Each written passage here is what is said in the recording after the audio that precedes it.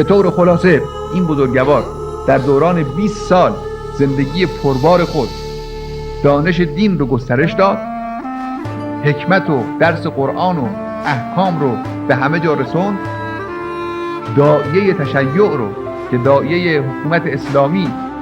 و تشکیل ولایت علوی است، این داعیه رو به همه جا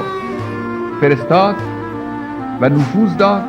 مردم زیادی رو به خود متوجه کرد،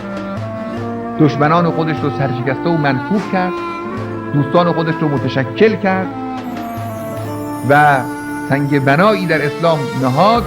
که مبنای بسیاری از کارهای بعدی و تلاش‌ها و فعالیت‌ها و خدمات عظیم و گرانبهای بعدی بر همون سنگ زاویه قرار گرفت و زمینه را آماده کرد برای دوران امامت امام صادق علیه السلام. بالاخره هم هوشام طاقت نیاورد و این بزرگوار رو با زهر به شهادت رسوند. خداوند متعال ما رو از یاران و از پیروان این بزرگوار و خاندان مطهر اهل بیت قرار بده. و السلام علیکم و رحمت الله.